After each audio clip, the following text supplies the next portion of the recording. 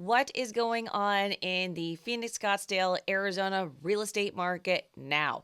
Is it crashing? Is it correcting? Is it still going up? Well, I'm here to tell you. Hi, my name is Nicole Black, your Arizona realtor. And I know it's been a while. I apologize. I have not posted in a little bit. I try to keep up with this weekly, but my husband, and I will say my husband, did a thing. He went ahead and we negotiated on a home because we sold ours in December, and want to take a step back because we were downsizing. Yes, we're one of those. Daughter moved away to Montana, and now we are downsizing. So we lost like 1,000 square feet. And as you guys know too, I'm also a realtor in Washington State, live up there as well. So we're like, we don't need all this house. Let's do it. It's a great time in the market. So we did it. And I'm like, let's just pause and see. My husband couldn't pause. So we had to get a house like right away. So we are like, well, let's get a fixer upper. Yeah, let's get a fixer upper. And so we did. And was it ever a fixer upper? So for the past 3 months, I have been doing a full remodel almost to the studs on a 2,400 square foot home. And not only that, when I say it was a fixer upper, it wasn't just cosmetics, it was everything. We're talking foundation, roof, water heater, water softener, everything. Even black mold. So I had to deal with that as well. So if that scares you, don't worry. There are ways to be preventive about it and get it, mitigate it and manage it and get it gone. So if you need any help with that, reach out, DM me, call me. My number's everywhere on my YouTube channel. Just let me know. But the challenge was to do it in 3 months. That is insane. And it was. So hence the no YouTube videos for a little while. But I'm back. Still a lot to do with the house, but we're in. If you have any questions about remodeling your home in Arizona, please feel free to reach out. I've gone through the whole process. It is very challenging and can be very challenging if you've never done it before or you don't have the contacts or a lot of other things. So I can share my experience with you. All right, so let's get into the Arizona, Scottsdale, Phoenix real estate market today because there is stuff going on. So let's discuss because the news is talking about it as they always do, and we discuss here. Let's get into our first article. Okay, so I know you hear a lot if you follow anything like on other YouTube channels about our market crashing, inventories exploding, we're just getting tons of it flooding the market. Is that really happening or not? Also, you hear here, Phoenix home sellers offer more incentives to stay competitive and drops for the drop in sales. Yes, we have had a drop in sales. Yes, we have had more inventory come into the market, which, by the way, is somewhat, dare I say, seasonal right now because we haven't had a normal real estate season in 4 years. So since 2020, every summer, sales have increased, inventory has decreased, and that is not normal because we have a really big slow in the real estate market for 2 reasons. One, luxury. Yes, we do have a lot of luxury homes in Arizona, Scottsdale, Paradise Valley. Those completely sold down between May 31st and September 1st. So that's a slow in the market. In addition, most people do not prefer to move in 120 degrees. Yes, I think it was since May, you guys can correct me, it was like 20 something, 27th through September, beginning of September, we had every day of a high in the 3 digits. Yes. Was it terrible? Some people would say yes. I honestly, is it hot? Yes. Is it terrible? I don't like -20 and I don't like having to warm up my car and I don't like snow. So for me, it goes, is it terrible? It's more uncomfortable. I'd rather deal with this for 3 months, 4 months than have blizzards and rain and cloud and gray. And also remember, we don't change time zones. We don't have daylight savings time in Arizona. So we don't lose that hour of light like we do on the rest of the country. For example, Washington State, right now, the sun goes down at 7. At one point, it went down at like 10. And now it's going every day lower and lower to the point it will get down to about 5:30. And when that happens, daylight savings happens. And then it's 4:30 and it's dark. Like for me, that's just not my jam. I'd rather deal with it. So anyway, sorry, I digress. Back to this. So yes, we do have that going on. But to what degree is it happening? How much are they dropping their prices? What does that look like? And how much inventory is really coming on? So let's look what's really happening in Arizona. So, as you can see here, the percent of closings with seller paid concessions. Yes, we have 52% on average are giving concessions. What are concessions? They're credits to you at closing to help pay for some stuff like closing cost. So, if you are buying right now, are you out of your mind to ask for some concessions? No. Half the houses that are closing have them. This is good information for you. And sellers, be prepared. They are going to ask for them. So when you're developing the negotiation strategy and your pricing of your home, you might want to take this in consideration that half the buyers are probably going to be asking for a concession, if not more. All right, then also price changes. Are prices coming down?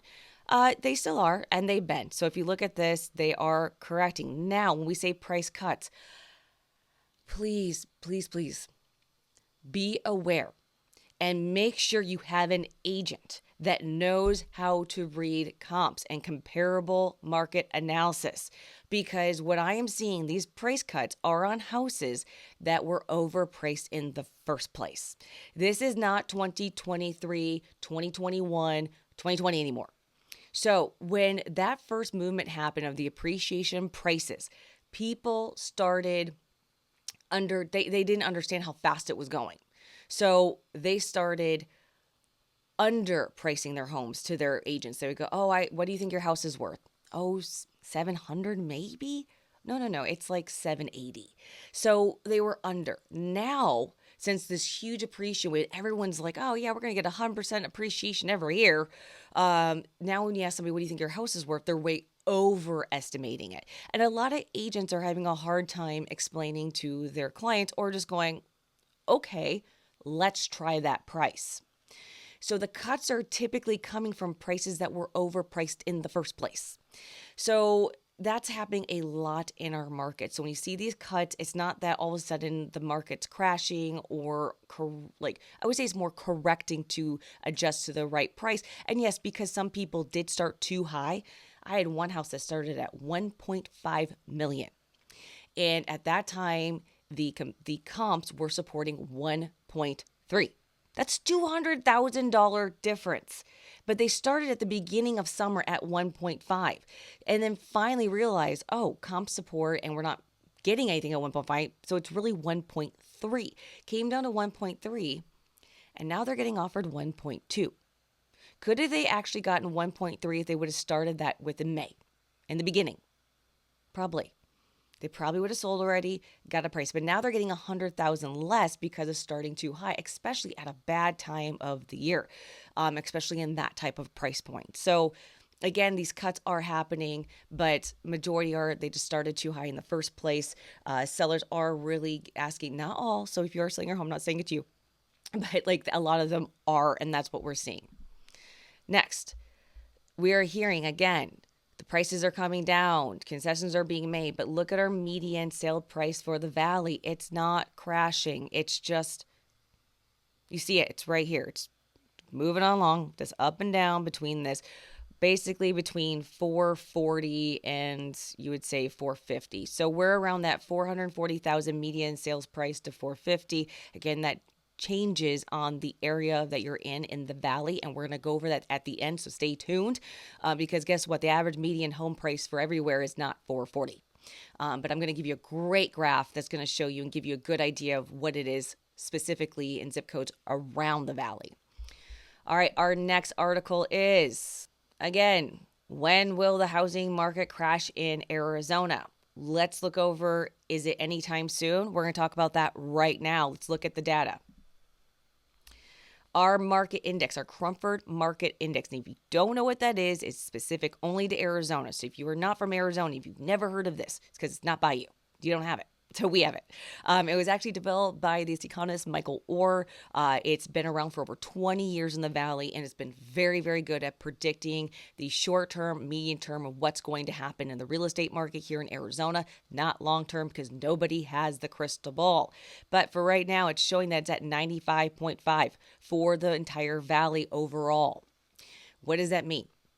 It means that we overall in the Valley are in a neutral / going into a, Actually, it's stating more of a buyer's market. So overall, but is that meaning that's what it's in Scottsdale? No. We can look at that specifically later on, just not today. If you want that, just let me know. But it's just saying overall for the valley, we're starting to tip into a buyer's market. So anything between or under 100, and we're at 95, is considered a buyer's market. 100 to 110 is considered neutral. Over 110 is considered a seller's market. And again, the Crumford Market Report takes in more than just supply and demand. It takes in days on market and other economic factors to come up with that number in that equation. So it does say right now, overall, for encompassing for the 17 largest cities, we are in a buyer's market. So does it mean if it's crashing? Well, our listings under contract are still extremely low. They're a little bit higher than 2023 right now, but not by much. So we are still low with listings under contract. So that we take that as demand. So if people are willing to go under contract legally and within best interest, go ahead and buy a home, that is your demand. Those are people who are willing to buy a home at this time. Now, let's look at our active listings per weekly count. We are rising up. So again, we're getting almost to the 2022 mark where we had our highest since 2020. So listings are on the rise. So more supply is coming in. Demand is still low. Does this look like we're crashing? Days on market. Not flying off the charts yet. So we're still lower than that 2023 where I had our peak in Q1. So we're still just trending around that 70 days on market. Take note if you're buying and selling. Our average days on market is around 70. So if a house you're seeing on the MLS has been on market over 70 days, it's getting a little stale compared to the average. If your home and you're a seller has been on the market for over 70 days, something to talk to your agent about. So does it look like at this time we're crashing? Is 2008 coming back again? No, not at this time. Not in our short term and our medium term. Look at our market are the prices correcting to come back to what they should be? And maybe you can get a deal and get a lower because it was overpriced in the first place right now. Yeah, potentially you could. That is happening, but we are not crashing. We are not set up for a crash at this time in the short and midterm with the real estate market. But I wanted to show you this. This is our active listings, and down here is your 2020 to 2024. And this one way up here, and it is for Phoenix specifically. I could do Scottsdale and any of them and it would look the same. That's 2008. That's what the active listings looked like when we crashed. It is not even close to that right now. We are still so low on our active listings for the demand that is here. It is not looking like 2008 at this time. And what I'm going to do is I'm going to remove 2020, all these down here, and I'm going to go backwards to 2007 to 2004 and what it looked like. So 2007, 2006, 2005, 2004. So if you're looking at this, it happened 2006, 2007, 2008. So over 3 years, it gradually kept going. So we're going to keep an eye on this over time. So it's not going to be overnight. It's going to be, you're going to start to see if something's going to kind of start to accumulate and occur over the span, over these years, over the weekly updates, over the monthly updates. So we're going to keep you posted and see if anything like this is occurring, and we can look at foreclosures. Right now, they're super low. So we're going to keep an eye on the key economic factors that could indicate that something is coming so that you're always aware, but it's not at this time in the short term, in the medium term, in the real estate market here in Phoenix, Arizona. And as you can see, month of supply, 3.6. That is still considered low. If we were around 6 months worth of inventory, then we would be in a buyer's market. But when we're at 3.6, we're still more in a neutral / seller's market-ish. Hence the Crumford Market Report's at 95. It's on the cusp of just being below neutral. And again, month of supply, when I say 3.6, That means there's 3.6 months worth of inventory of supply of homes on the market today. So if we at the current demand level, so if not one house came on the market moving forward, we'd have absolutely no houses on the market for sale in 3.6 months. They would all be gone. And lastly, like I mentioned, I was going to go over what the monthly average sales price is in the valley and what that looks like and for each zip code. Because if you're looking to move to the valley or you're going to buy somewhere you live, you're going to buy in the valley and you're like, I have $400,000 to spend and I want a single family home with a good amount of bedrooms, a good amount of bathrooms, and a good amount of lot size. And I have 400,000. Where can I purchase? Is it Scottsdale? Probably not. And the reason I say this is the average sales price in Scottsdale at 85260 is a million, around a million. 85254 is 921,000. 85253 is 3 million. 618,000. So you can see South Scottsdale, you can get a little bit more for your money. As you go north, it's a little bit less. So if you want that type of a home and it's 400,000, you're probably going out to 85043 and all these green areas on the map. Now, can you get something for 400,000 if you want to be in Scottsdale? Yes, you can. It's just the odds are it's not going to be a single family with good square footage, good bathrooms, good bedrooms, good lot size in that area, unless it's a complete wholesale flip. You found something that is just a gem that you're going to have to fix up. Can you get a condo for that? Yes, probably a 1 bedroom, 1 bath. But if you're in South Scottsdale, you could probably get a 2 bedroom, bath and a half with around 400,000, just depending again where you are. So looking at this map, you can see the red, the orange, the warmer tone colors are going to be a little bit higher. The blues are going to be like the 5, 6, 8, and the greens are going to be your under 500,000. If you would like a copy of this map, just let me know. I can definitely send this to you. Or if you want to know a specific city and area, zip code, I can get you that average. That's no problem at all. So that is your Arizona, Phoenix, Scottsdale wrap up for what's going on in the valley. If you want to know anything about remodeling your home, any contacts, any questions, please let me know. I've just been through it. If you'd like to know anything about a specific zip code, what the average price is, please let me know again. We're always here for you.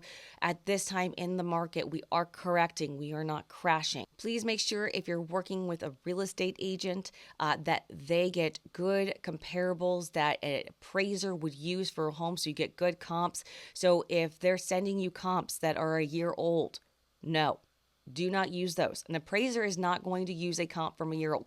For appraising, what I have been taught is that, and this is just what I've been taught and I've been known, is that it is the hardest thing to adjust for is time. The hardest thing is time. To go back a year and correct and have an actual number to correct for that is very challenging. So they rather go a little further out distance-wise than back in time. So if you're getting comps that from a year ago, those are not valid and those are extremely hard to take into account for and to make adjustments.